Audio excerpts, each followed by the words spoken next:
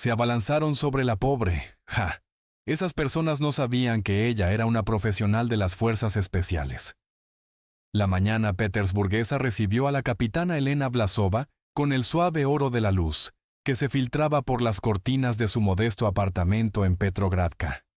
Eran las 6 de la mañana de un sábado, y este era uno de esos días poco frecuentes en los que no tenía programadas misiones de emergencia, reuniones informativas ni entrenamientos con el escuadrón. Los últimos 3 meses habían sido tremendamente difíciles. Una operación especial en la frontera con Armenia. Luego, 2 semanas en una misión en Irkutsk, donde entrenó a reclutas de las fuerzas especiales en tácticas de combate cuerpo a cuerpo. Elena había servido en la mejor unidad de inteligencia militar durante 10 años, desde el momento en que, a los 22 años, se graduó con honores de la Escuela Militar Superior de Mando de Novosibirsk y fue seleccionada para el servicio en operaciones especiales de las FOE, Fuerzas de Operaciones Especiales. A lo largo de esos años, había pasado por cosas que mucha gente no podría ni imaginar en sus pesadillas más horribles. Incursiones nocturnas en las montañas de Ingusetia, liberación de rehenes en Budenovsk, durante los ejercicios, misiones de reconocimiento bajo secreto total. Su cuerpo estaba cubierto de pequeñas cicatrices, cada una de las cuales guardaba su propia historia. Una herida de metralla cerca de Nazrán. Un corte de cuchillo durante la captura de un terrorista en Ufá. Una quemadura por la explosión de una granada en el campo de tiro. Pero hoy todo eso había quedado atrás. Y Elena iba a pasar el día como lo haría cualquier mujer sencilla de 32 años en una megalópolis gigantesca. Con un paseo por el parque, un ligero calentamiento al aire libre. Y quizás una taza de café en su cafetería favorita en la calle Rubinstein. Se puso un chándal azul oscuro, cómodas zapatillas de correr, y se recogió su largo cabello rubio en una cola de caballo alta. Al mirarse al espejo, Elena vio lo que todos los demás veían. Una mujer hermosa y esbelta con rasgos faciales regulares, ojos verdes amables y una ligera sonrisa. Nadie, al verla, podría haber imaginado que esa mujer podía desarmar a un enemigo peligroso en 30 segundos, que era una maestra en el combate cuerpo a cuerpo, y poseía un cinturón negro de judo, que sabía manejar 20 tipos diferentes de armas de fuego, y podía acertar un objetivo a 800 metros de distancia. Con ropa de civil, sin uniforme ni insignias, Elena era simplemente otra residente de San Petersburgo, desapareciendo entre una multitud de 12 millones de personas. Y eso era precisamente lo que más le gustaba ahora. Ser invisible, ser sencilla, estar libre de la carga de responsabilidad y la eterna preparación que soportaba cada día de su servicio. Si te interesa esta historia de fuerza de espíritu, justicia y venganza, asegúrate de suscribirte al canal y darle me gusta. Te esperan giros de trama increíbles, eventos dramáticos y un desenlace apasionante. No te pierdas la continuación. El Jardín Táurico era su lugar favorito en la ciudad. Esta enorme extensión verde, que ocupaba más de 600 hectáreas en el norte y este de la ciudad, era un verdadero oasis de tranquilidad en medio de la jungla de hormigón.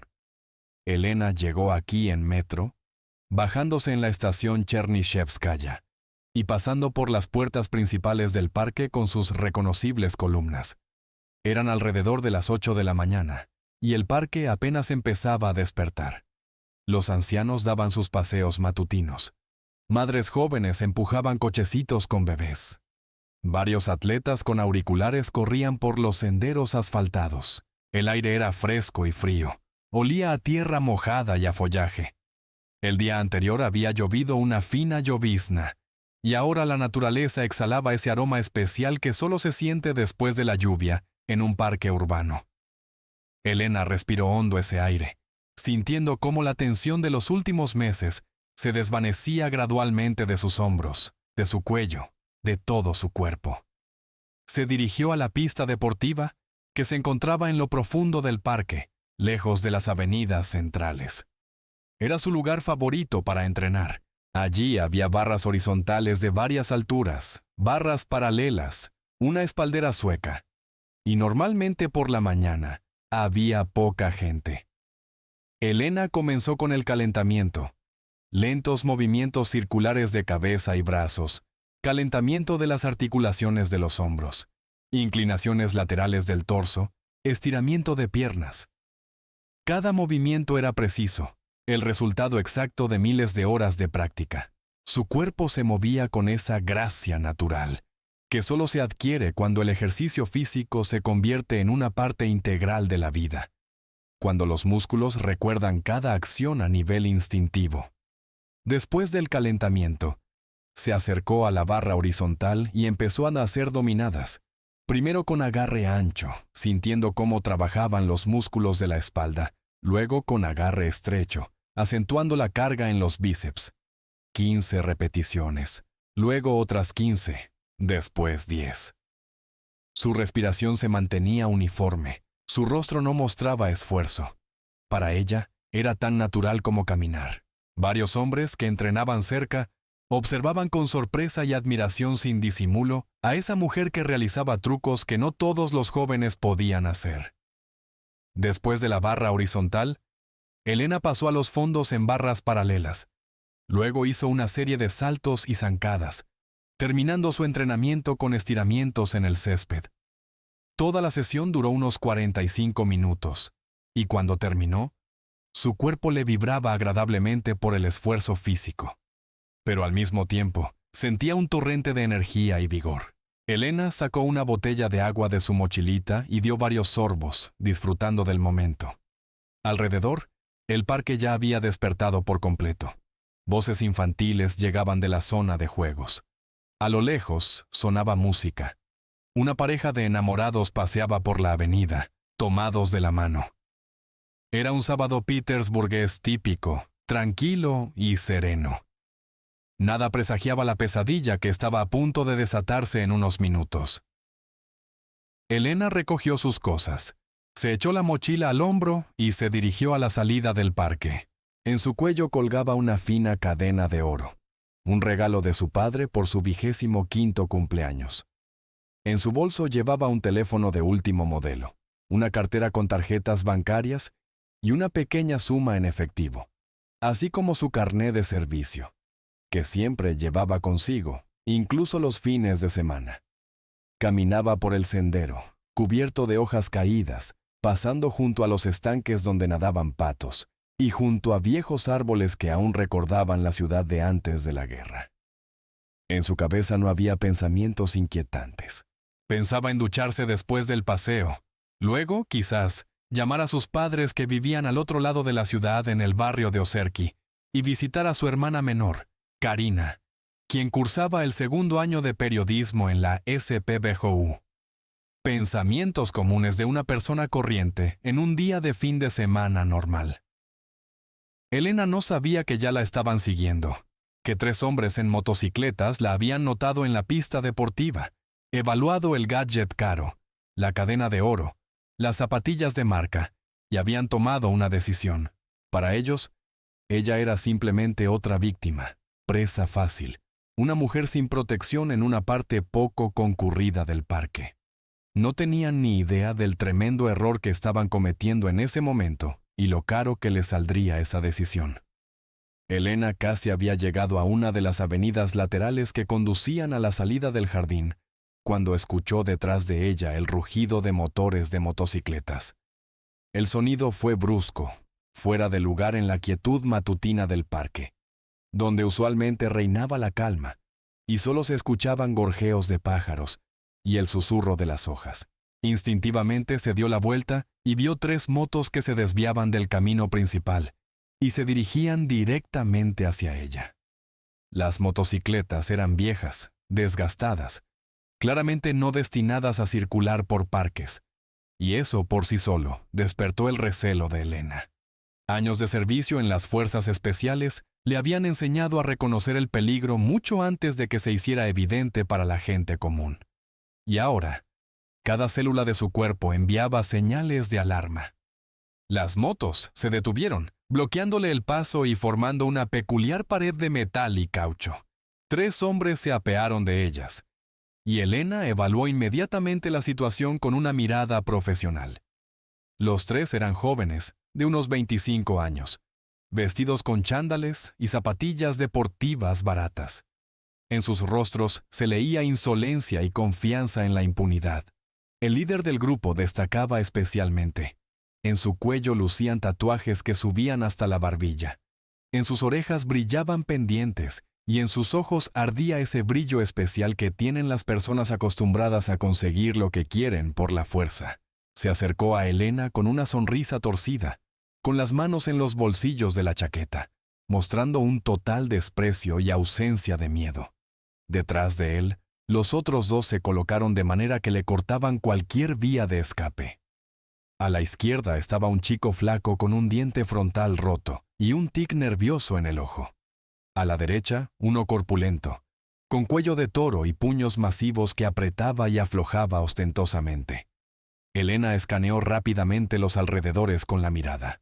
Las personas más cercanas estaban a unos 150 metros en la avenida central, y difícilmente podrían escuchar o ver algo debido a los arbustos densos que rodeaban el lugar. Habían elegido un punto ideal para el ataque, lo suficientemente apartado para que nadie interfiriera, pero al mismo tiempo no tan remoto como para levantar sospechas en su víctima de antemano. Esto indicaba que los ladrones no eran novatos, que ya habían llevado a cabo operaciones similares y sabían lo que hacían. El líder se detuvo a 1 metro de ella. La escrutó de pies a cabeza, silbó evaluadoramente y dijo con tono burlón: «Buenos días, preciosa, soy Artur Gromov, y tenemos un asuntillo contigo. Verás, necesitamos dinero urgentemente para la gasolina, y tú nos vas a ayudar». Elena permanecía tranquila. Su rostro no expresaba ni miedo ni pánico, lo que, al parecer, desconcertó un poco a Artur. Normalmente, las mujeres en esa situación empezaban a gritar, llorar o rogar piedad. Ella lo miró a los ojos en silencio, evaluando la distancia, el peso, la posible velocidad de reacción. Su mente construyó automáticamente 3 cursos de acción. Primero, un golpe en el plexo solar.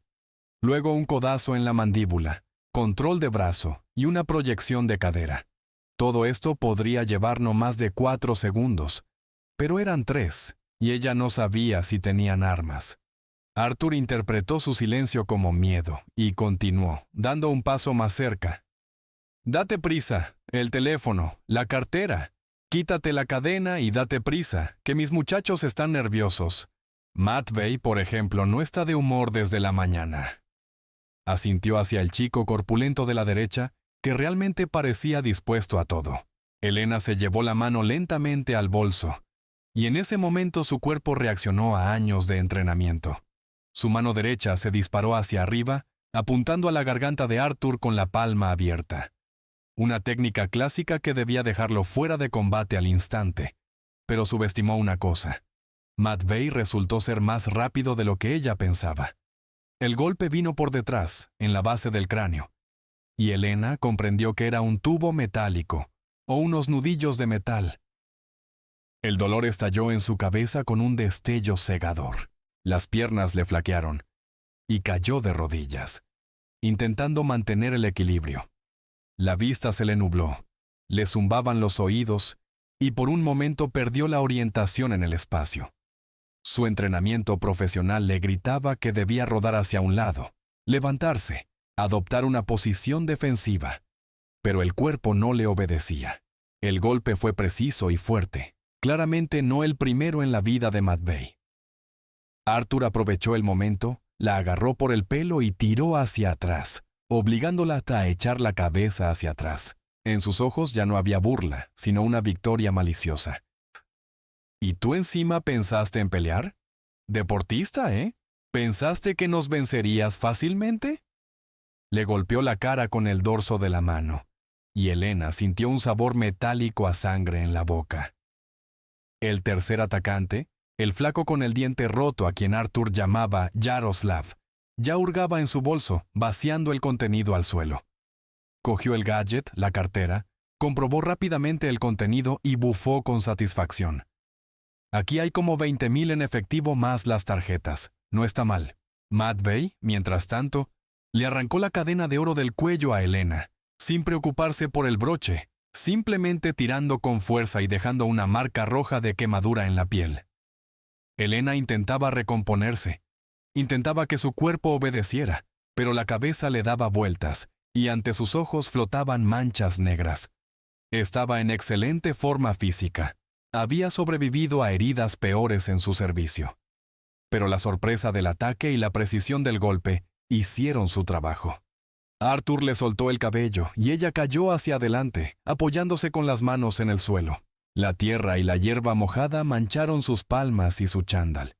Escuchaba cómo se reían de ella, cómo intercambiaban chistes, discutiendo el botín.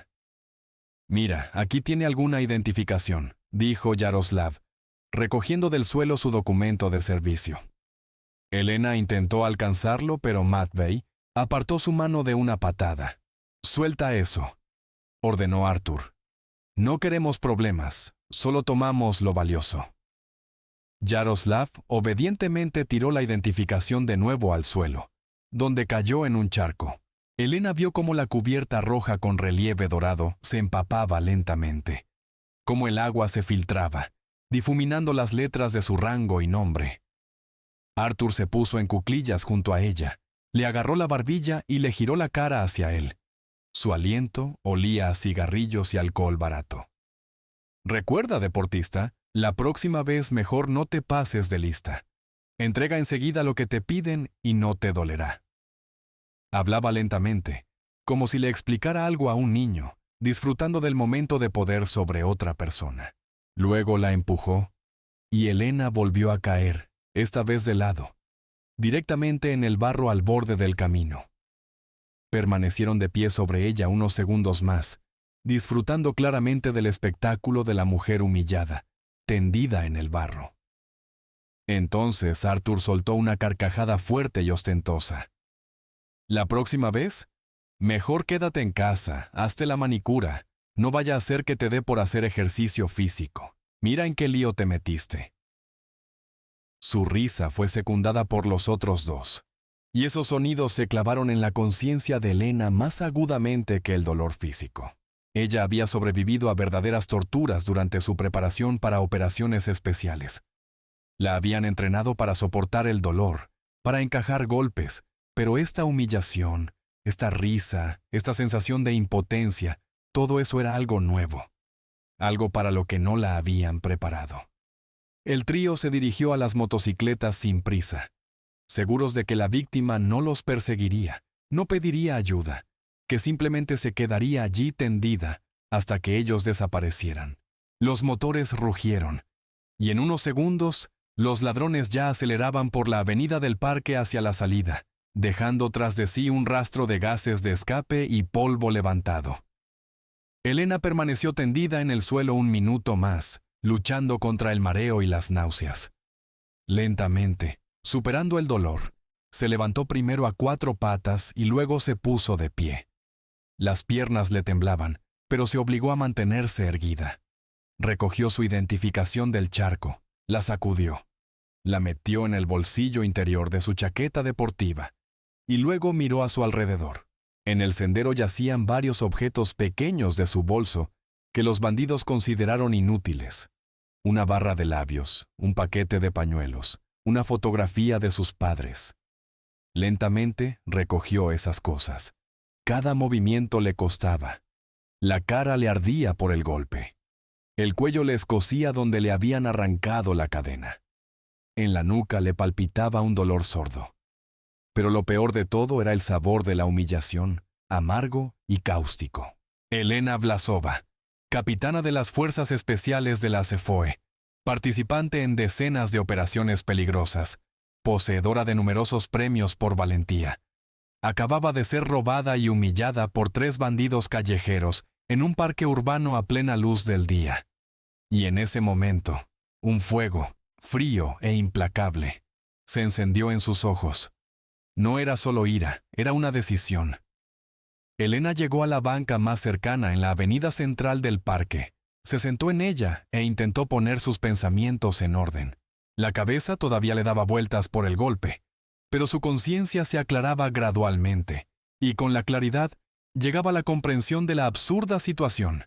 Ella, una persona que podía enfrentarse sola a un grupo de oponentes armados, que había sido entrenada en las mejores unidades de fuerzas especiales del país, había sido sorprendida por ladrones callejeros comunes. La razón era obvia. Se había relajado, se había permitido ser una mujer sencilla de paseo. Había desactivado esa vigilancia constante que normalmente no la dejaba en paz ni siquiera en sueños. Fue su error, y ella lo sabía. Pero saber de su propio error no hacía la situación menos humillante. Elena palpó con cuidado la nuca. Ya se le estaba formando un buen chichón, pero, al parecer, la piel no estaba dañada, no había sangre. El golpe fue calculado profesionalmente, lo suficientemente fuerte como para desorientar, pero no tanto como para causar daños graves. Matvey claramente no era un novato en estos asuntos. En su rostro, en la comisura de la boca, había sangre coagulada por el golpe de Artur. Y Elena se la limpió con el dorso de la mano. Varios transeúntes le lanzaban miradas extrañas. La dama sucia y despeinada en la banca claramente parecía sospechosa, pero nadie se acercaba, nadie le ofrecía ayuda. San Petersburgo era una ciudad donde la gente había aprendido a no meter las narices en los asuntos ajenos. Elena se levantó de la banca y se dirigió a la salida del parque. Cada paso le costaba. Las piernas le temblaban, pero se obligaba a caminar erguida, sin mostrar debilidad. Incluso ahora, incluso en ese estado, su porte militar no le permitía encorvarse ni arrastrar los pies.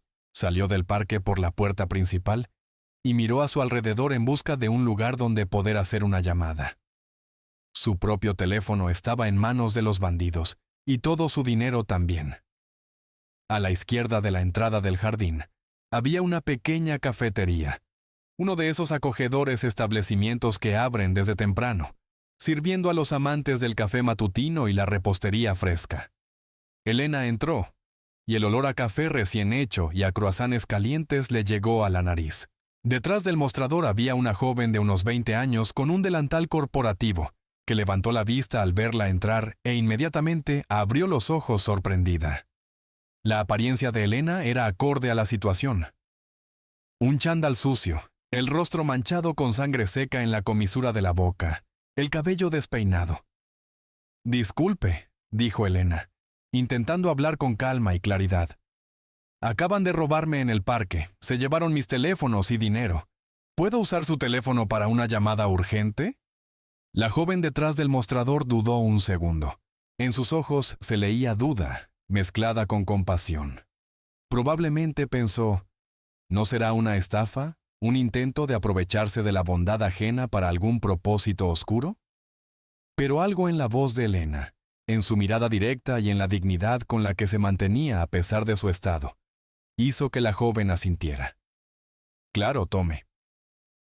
Le extendió su móvil por encima del mostrador. «¿Necesita ayuda? ¿Quizás llame a una ambulancia o a la policía?» Elena negó con la cabeza. «Gracias, yo me encargo. Solo necesito hacer una llamada». Cogió el teléfono y se apartó hacia la ventana, marcando de memoria un número que conocía de memoria desde hacía muchos años. El número del mayor Dmitri Volkov, su comandante directo y una de las pocas personas en las que confiaba incondicionalmente. Suenan los timbres, 1, 2, 3. Elena miró por la ventana hacia la calle, donde la vida transcurría con normalidad. Los coches circulaban por la carretera, la gente se apresuraba a sus asuntos. Nadie sabía ni sospechaba la pequeña drama que acababa de desarrollarse en el parque a unos cientos de metros de allí.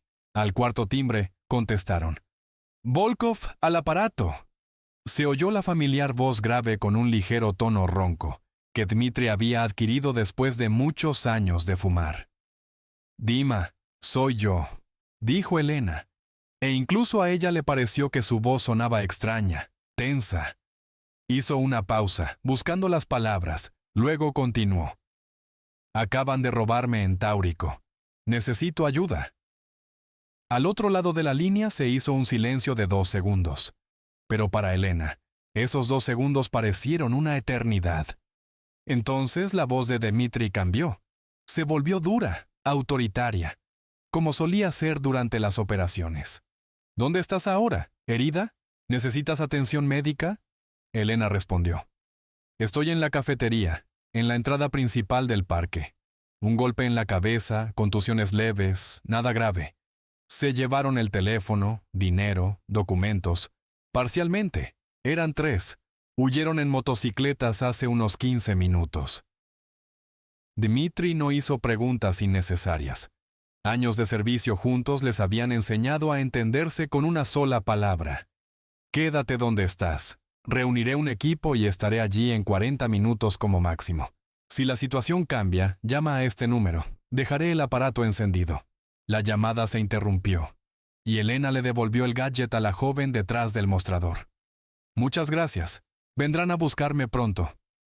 La joven asintió y, de repente, dijo, ¿quizás quiera un café? Es gratis. Parece que lo necesita. Elena quiso negarse, pero comprendió que una taza de café caliente sería realmente muy oportuna en ese momento. Sí, gracias. Se lo agradecería. Se sentó en una mesa junto a la ventana, desde donde se veía el aparcamiento frente a la cafetería, y esperó. La joven le trajo una taza grande de espresso y un plato con un croissant. Aquí tiene, coma, necesita recuperar fuerzas. Elena no discutió. Bebió lentamente el café caliente y fuerte, sintiendo cómo el calor se extendía por su cuerpo, cómo su cabeza se aclaraba gradualmente. Se comió el croissant sin darse cuenta. Resultó que, después del entrenamiento matutino y de todo lo ocurrido, tenía hambre. Mientras esperaba, su cerebro ya había empezado a funcionar en su modo habitual. Analizando la situación, los 3 atacantes actuaron de forma coordinada, claramente no por primera vez. El líder se había presentado. Artur Gromov. Era extraño que hubiera dicho su nombre. Normalmente, los delincuentes no hacen eso. O estaba tan seguro de la impunidad, o era lo suficientemente estúpido como para no entender cosas elementales. Lo más probable es que fuera ambas cosas. Las motocicletas eran viejas, pero estaban en funcionamiento. Conocían el parque, conocían los lugares escondidos. Posiblemente eran locales. Posiblemente ya llevaban tiempo operando aquí. Matvey llevaba un tubo o unos nudillos de metal en las manos, lo que significaba que venían armados, preparados para la resistencia. No era una acción espontánea, sino un esquema bien practicado. 37 minutos después, un todoterreno Toyota negro con cristales tintados se detuvo frente a la cafetería. Elena reconoció ese coche. Pertenecía a la unidad y se utilizaba para operaciones encubiertas, cuando era necesario moverse desapercibido, sin llamar la atención. Las puertas se abrieron y 4 personas salieron del coche. El primero fue Dmitri Volkov, un hombre alto de 42 años, con el cabello canoso cortado corto y un rostro que reflejaba la experiencia de cientos de operaciones. Llevaba vaqueros, una chaqueta de cuero y gafas de sol oscuras. Le siguió el sargento Iván Shapovalov, un hombre corpulento de 35 años con mandíbula cuadrada y manos que parecían mazos. Su especialidad era el derribo de puertas y el combate cuerpo a cuerpo. Y en la unidad lo llamaban de broma el tanque. La tercera era la teniente Olga Krylova, una mujer de 28 años de apariencia frágil, con el cabello largo y rubio recogido en una trenza. Detrás de su delicado aspecto se escondía una genial especialista en ciberseguridad e inteligencia técnica. Podía hackear cualquier sistema y encontrar a una persona por la más mínima huella digital. El último en salir fue el alférez Sergei Sobolev, el más joven del grupo, de 26 años, francotirador y especialista en vigilancia. Los 4 habían servido junto a Elena en la misma unidad. Todos habían pasado por el fuego y el agua juntos. No eran solo compañeros de armas, eran su familia, sus hermanos y hermana de armas. Dmitri fue el primero en entrar a la cafetería y su mirada encontró a Elena al instante. Se acercó a su mesa con paso rápido. Los demás le siguieron. «Cuéntalo todo en orden», dijo él, sentándose enfrente. Su voz era tranquila, pero Elena veía la tensión en su mandíbula. Veía cómo sus puños estaban apretados. Dmitri trataba a sus subordinados como a sus propios hijos, y cuando alguien les hacía daño, se lo tomaba como algo personal. Iván permaneció de pie, con los brazos cruzados sobre el pecho. Su rostro era de piedra. Olga se sentó junto a Elena y le tocó el hombro con delicadeza en un gesto de apoyo. Sergei se agachó a su lado, examinando cuidadosamente su rostro, evaluando las heridas con una mirada profesional. Elena empezó a relatar. Habló con claridad, sin emociones, como si informara sobre los resultados de una operación, la hora del ataque, el número de atacantes, su descripción, los nombres que había escuchado, la secuencia de los hechos, la dirección en la que habían huido. Describió a Artur Gromov con sus tatuajes en el cuello, a Matvei con su cuello de toro y sus nudillos de metal, a Yaroslav con su diente roto.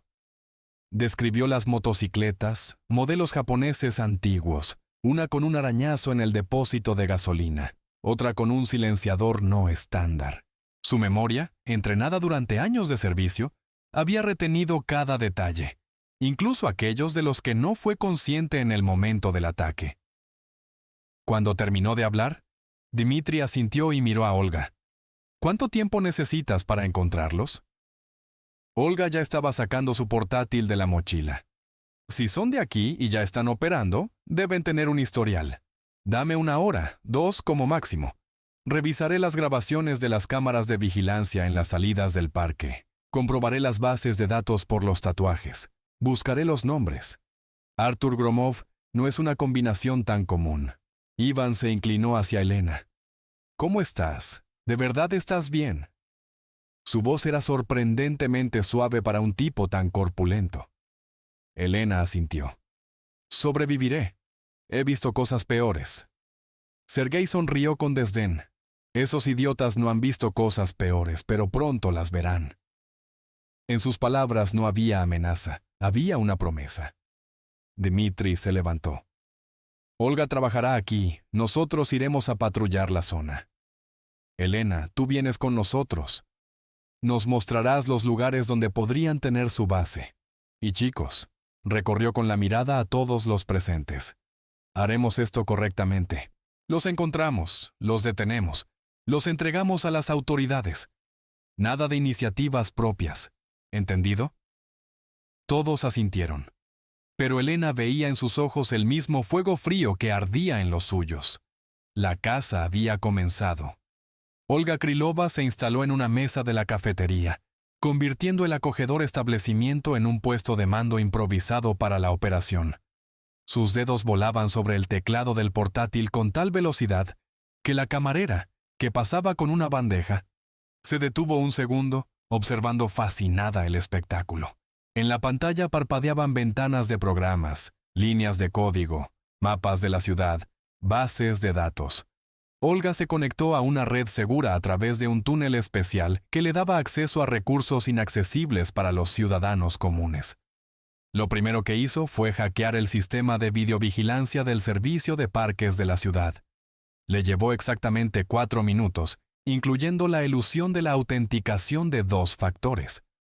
Había 43 cámaras instaladas en el jardín Taurico, y Olga encontró rápidamente las que estaban cerca de las salidas. Retrasó las grabaciones 1 hora y media y comenzó a revisarlas en cámara rápida, buscando cuidadosamente las motocicletas. La habían entrenado para encontrar una aguja en un pajar, y ahora esas habilidades le resultaron más útiles que nunca. 17 minutos después, encontró lo que buscaba. 3 motos saliendo del parque por la salida este, exactamente 12 minutos después de la hora del ataque que Elena había indicado. Olga congeló el fotograma, amplió la imagen y empezó a estudiar los detalles. La calidad de la grabación no era ideal, pero era suficiente para distinguir las matrículas de 2 de las 3 motocicletas. La tercera iba en un ángulo tal que la matrícula no aparecía en el encuadre. Olga comprobó rápidamente esos números a través de la base de datos de la GIBDD. policía de tráfico rusa, utilizando un acceso de servicio que oficialmente solo tenía derecho a usar durante operaciones autorizadas, pero en ese momento le importaban un bledo las sutilezas burocráticas. Los resultados llegaron en unos segundos. Ambas motocicletas figuraban como robadas.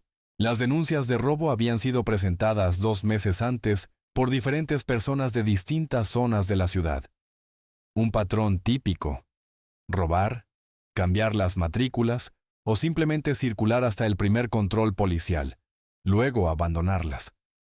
¿Un callejón sin salida? No, solo el principio. Olga cambió al sistema de videovigilancia urbano, al que había obtenido acceso un año antes durante una operación de seguimiento de una célula terrorista. Y nadie había cambiado las contraseñas desde entonces. Rastreó la ruta de las motos desde el parque por las calles de San Petersburgo, cambiando de cámara a cámara como una operadora experimentada. Las motocicletas se dirigían hacia el este, hacia Kupchino, un barrio antiguo donde había edificios semiderruidos, frecuentados por todo tipo de individuos dudosos. La pista se perdía en una de las calles laterales, donde no había cámaras. El barrio era tan conflictivo que las cámaras eran robadas o destrozadas con regularidad, y las autoridades municipales habían dejado de reponerlas. Pero Olga sabía qué hacer a continuación. Abrió la base de datos del Ministerio del Interior sobre criminales registrados y comenzó la búsqueda por el nombre Artur Gromov. El sistema arrojó 14 coincidencias en toda Rusia, pero solo un Artur Gromov coincidía por edad y lugar de registro. 26 años. Registrado en San Petersburgo, distrito de Kupchino. Tenía 2 antecedentes por robo y 1 por posesión de drogas. En la base de datos estaba su fotografía, tomada en su última detención hace 3 años. Un rostro delgado con una mirada descarada, tatuajes en el cuello, exactamente los que Elena había descrito. Olga abrió el expediente completo y empezó a estudiarlo. Gromov vivía en la calle Bela Kuna, número 17, apartamento 123. Último lugar de trabajo, ninguno. Oficialmente figuraba como desempleado y estaba registrado en la comisaría de distrito como propenso a cometer delitos reincidentes. En el expediente se mencionaban a sus conocidos cómplices, y entre ellos, Olga encontró a Matvey Rykov y Yaroslav Voronov, los mismos nombres que Elena había mencionado. Olga profundizó en el estudio de los 3. Matvey Rykov, 27 años, antecedentes por causar lesiones corporales graves, cumplió 2 años en una colonia penal de régimen general, liberado hace 8 meses, registrado en Kupchino, en la casa de al lado. Yaroslav Voronov, 25 años, el más joven de la banda. Antecedentes por robo y fraude. Libertad condicional. Los 3 se movían por la misma zona. Todos tenían conexiones con las autoridades criminales locales. Olga copió todos los datos, guardó las fotografías, direcciones y números de teléfono que figuraban en los expedientes. Luego hizo algo más que podría haberle costado su carrera si alguien se hubiera enterado. Activó el modo de rastreo de teléfonos móviles a través de las torres de telefonía celular. Era una zona gris, técnicamente ilegal, sin orden judicial. Pero Olga no era de las que permitían que la burocracia se interpusiera en el camino de la justicia. Introdujo los datos de Artur Gromov en el sistema y lanzó una búsqueda de números activos registrados a su nombre o utilizados en su última ubicación conocida. 5 minutos después, el sistema arrojó un resultado. Un número activo. La última actividad registrada fue hace 20 minutos en la zona industrial de Kupchino, cerca de un antiguo almacén en la calle Salova. Olga marcó el número de Dmitri. Él contestó al primer timbre. «¿Los encontré?», dijo ella sin preámbulos. «Direcciones, fotos, última ubicación. Te envío todo a tu correo seguro ahora mismo. Están en la zona industrial. El antiguo almacén en Salova. Uno de ellos usó un móvil hace 20 minutos. Así que están allí o estuvieron allí hace poco». La voz de Dmitri se endureció. «Excelente trabajo. Ya estamos en la zona, patrullando. He recibido los datos. Mantente en contacto. Si la situación cambia, informa inmediatamente. Olga continuó el monitoreo, rastreando todos los movimientos de las señales de teléfonos móviles en esa zona, e intentando simultáneamente hackear las cámaras de vigilancia de empresas de seguridad privadas que daban servicio a algunos almacenes en la zona industrial. Mientras tanto, el todoterreno negro con Dmitri, Elena, Iván y Sergei ya estaba entrando en la zona industrial. Era un mundo donde el tiempo parecía haberse detenido en los años 90. Carreteras destrozadas, grafitis en las paredes de edificios semiderruidos, montañas de basura, perros callejeros, raras figuras de personas que claramente no querían llamar la atención. Elena estaba sentada en el asiento del copiloto junto a Dmitri, que conducía el coche, y miraba por la ventana estudiando el terreno. Ya casi no le dolía la cabeza. La adrenalina y la sed de justicia actuaban mejor que cualquier analgésico. Veía viejas naves industriales, talleres abandonados con ventanas rotas, contenedores oxidados, montones de chatarra. Era el lugar ideal para quienes querían pasar desapercibidos, para quienes se dedicaban a actividades ilegales. Iván estaba sentado atrás, revisando su pistola reglamentaria Graj. Lo hacía automáticamente, sin siquiera mirar. Sus manos realizaban los movimientos familiares por sí solas. Sacar el cargador, comprobar las balas, volver a insertarlo, montar el arma, poner el seguro. Sergei miraba por los prismáticos, escaneando el área. Su ojo entrenado detectaba los más mínimos detalles. Una puerta abierta en uno de los almacenes, huellas frescas de neumáticos en el camino de tierra, humo de cigarrillo elevándose desde detrás de la esquina del edificio. Allí, a las 2 en punto, hay un antiguo almacén de ladrillo con techo azul, dijo. Veo 3 motos junto a la pared lejana. Una tiene un arañazo en el depósito, exactamente como Elena lo describió. Dmitri detuvo el coche a la vuelta de la esquina de un edificio cercano, desde donde el almacén no era visible, pero desde allí podían avanzar rápidamente hacia él. «Olga, ¿tienes el plano de esta planta del edificio?», preguntó por radio. Olga tecleó algo rápidamente en el teclado. «Enviando. Es un antiguo almacén textil, construido en los 70, 2 plantas, 3 entradas, la principal desde la fachada, una de servicio por la parte trasera y un portón de carga lateral. Dentro hay un gran espacio abierto en la planta baja, en el segundo piso, oficinas y cuartos de servicio. Según los datos del BTI, Oficina de Inventario Técnico, el edificio está abandonado desde 2009. Dmitri examinó el plano en la pantalla de su tableta protegida. Luego miró al equipo. Esquema de asalto estándar. Iván y Sergei por la entrada de servicio desde atrás. Bloquean las vías de escape. Elena y yo por la entrada principal. Comunicación constante, armas solo para defensa personal. El objetivo es la detención, no la eliminación. Recuerden que no estamos en una operación oficial. Por lo tanto, actuamos de la manera más silenciosa y rápida posible. ¿Preguntas? No hubo preguntas. Cada uno de ellos había realizado operaciones similares decenas de veces.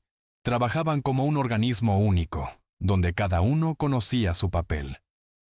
Sincronizaron sus relojes, comprobaron la comunicación a través de los pequeños radios con auriculares que Olga había tomado previsoramente de la oficina de la unidad.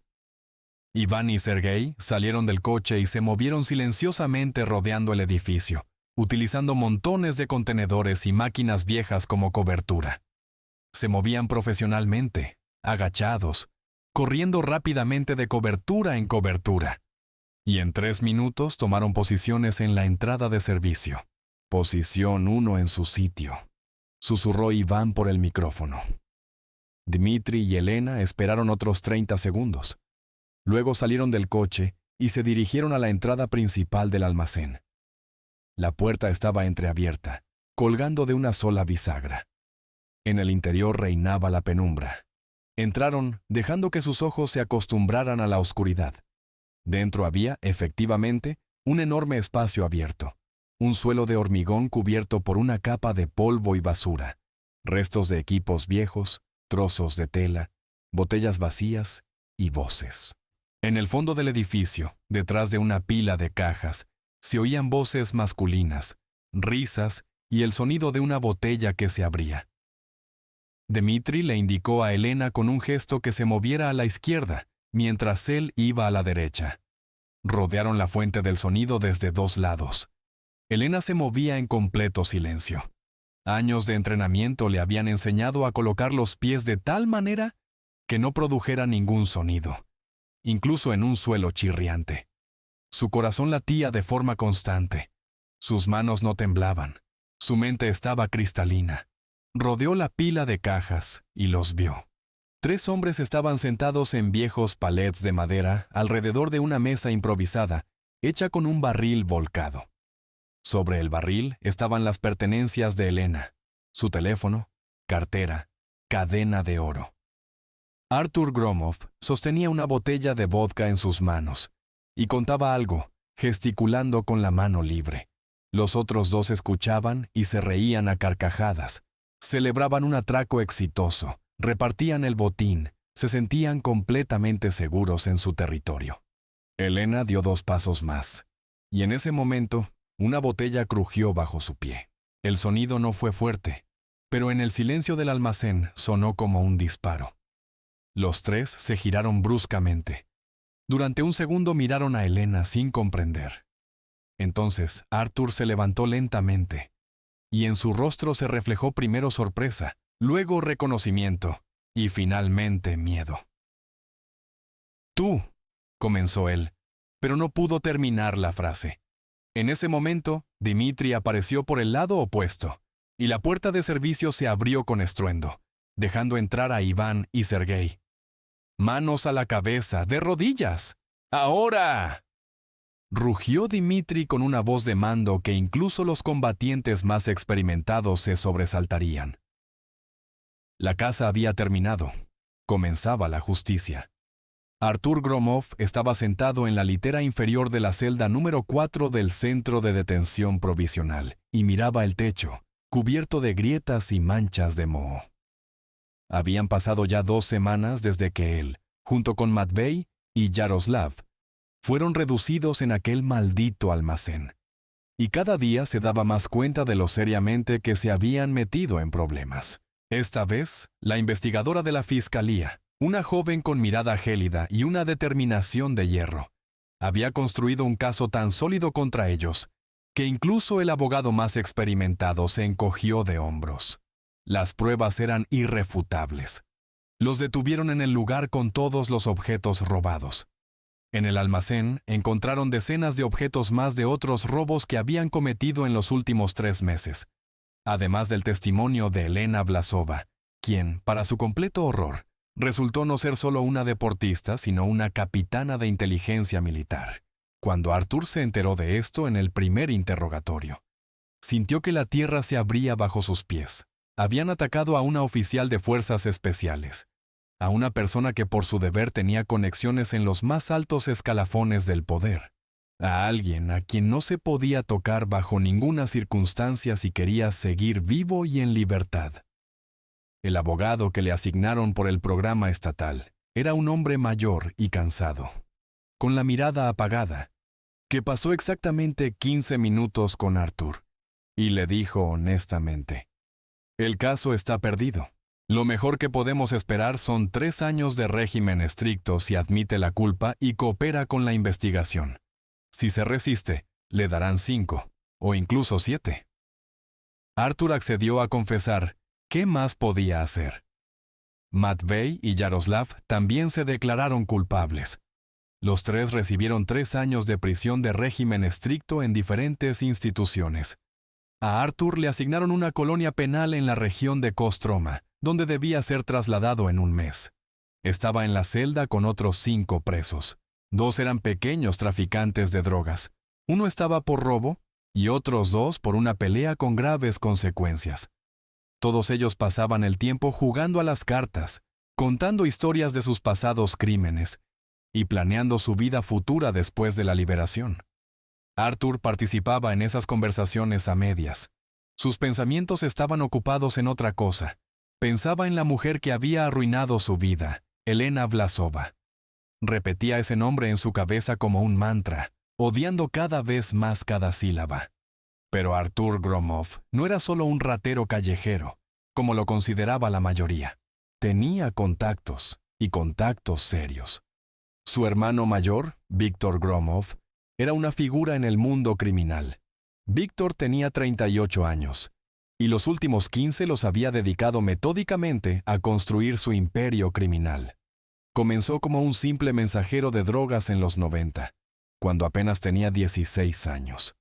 Pasó por todos los círculos del infierno criminal: palizas, heridas de cuchillo, penas de prisión, traiciones y ajustes de cuentas. Pero sobrevivió cuando muchos de sus coetáneos cayeron. Y no solo sobrevivió, sino que ascendió. Actualmente, Víctor controlaba una parte significativa del tráfico de drogas entre la capital y Vladivostok. Tenía conexiones con proveedores de Asia Central, con las tríadas chinas, con grupos chechenos. Su gente trabajaba en el puerto de Vladivostok, en la aduana de Blagoveshchensk, en empresas de transporte por todo el país. Blanqueaba dinero a través de una red de empresas fantasma, poseía varios clubes nocturnos y restaurantes. Oficialmente figuraba como un empresario exitoso, fundador de una empresa constructora. Extraoficialmente, era una de esas personas cuyos nombres se pronunciaban en susurros y con recelo. Víctor no aprobaba las actividades de su hermano menor. Consideraba que los robos en parques eran cosa de perdedores e idiotas, que había que pensar a lo grande, trabajar con dinero de verdad, no con cadenas y teléfonos. En varias ocasiones le había ofrecido trabajo a Artur en su organización, pero éste siempre se negaba, prefiriendo su mísera independencia. Ahora, sin embargo, esa independencia lo había llevado tras las rejas, y Artur tuvo que recurrir a su hermano en busca de ayuda. Enviar un mensaje desde el centro de detención provisional no fue tan fácil.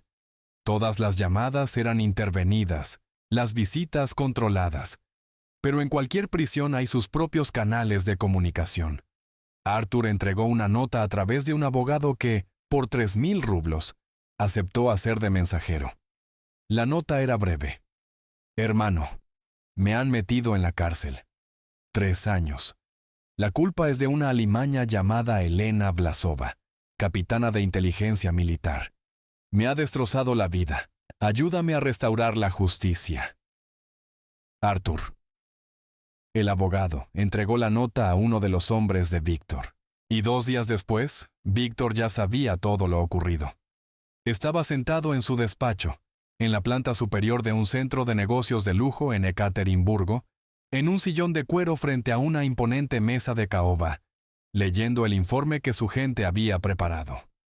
El informe contenía toda la información sobre Elena Vlasova: lugar de trabajo, dirección de residencia, fotografías, datos familiares, rutina diaria. Víctor pasaba las páginas lentamente, examinando cada detalle. En una de las fotografías, Elena salía del metro. En otra, entraba en un supermercado. En una tercera, estaba de pie junto a la entrada de su edificio. Su gente trabajaba rápida y profesionalmente. Víctor se enteró de que Elena vivía sola en un apartamento de 2 habitaciones en Petrogradka, que sus padres, Anatoly y Galina Vlasov, vivían en Oserki, en un viejo Yrushchovka, edificio soviético de bajo coste, y que tenía una hermana menor, Karina, estudiante de la SPBGU, que alquilaba una habitación en una residencia universitaria. Supo que Elena servía en una unidad cerrada de la CFOE. A menudo estaba de viaje de negocios, que no tenía marido ni hijos, que todos sus lazos cercanos eran sus compañeros de servicio y su familia. Víctor se recostó en su sillón y reflexionó. Su hermano menor era un idiota. Eso era un hecho. Atacar a una oficial de fuerzas especiales era el colmo de la estupidez. Pero seguía siendo su hermano, el único familiar que le quedaba después de que su madre muriera de cáncer hace 5 años. Víctor no sentía sentimentalismo hacia la mayoría de la gente, pero los lazos familiares significaban mucho. Comprendió que no podría simplemente sacar a Artur de la cárcel. El caso había sido demasiado sonado, había atraído demasiada atención, pero podía hacer otra cosa: podía hacer que esa mujer pagara, no solo pagar con dinero. El dinero no significaba nada para él, sino con miedo, impotencia, la comprensión de que incluso una militar tan dura como usted puede ser vulnerable. Víctor había vivido lo suficiente en el mundo criminal como para entender la psicología de las personas.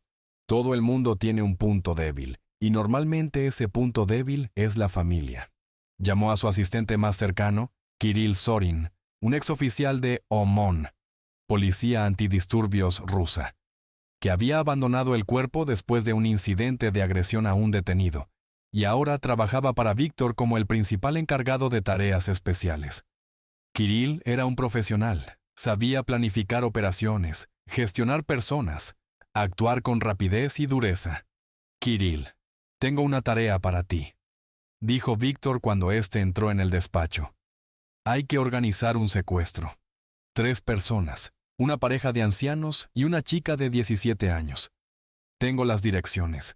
Hay que tomarlos simultáneamente, de forma limpia, sin testigos, sin dejar rastro, y mantenerlos en un lugar seguro durante varios días.